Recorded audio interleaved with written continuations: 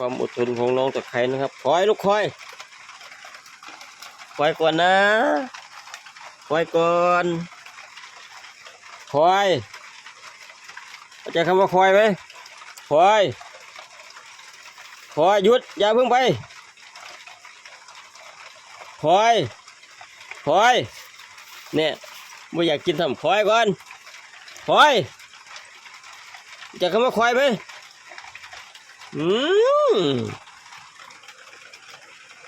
คอยลูกคอยใจเย็นคอยอุ้ยงวนแล้วล่ะลูกสาวงวนแล้วคอยกินเลย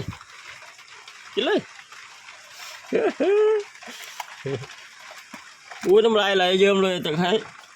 ปฏิโทษอีพ่อก็แกล้งหนูอีกแล้ว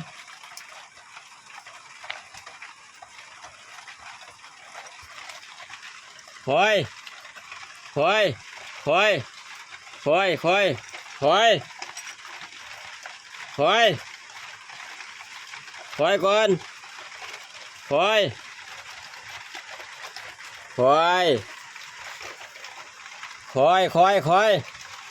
คอย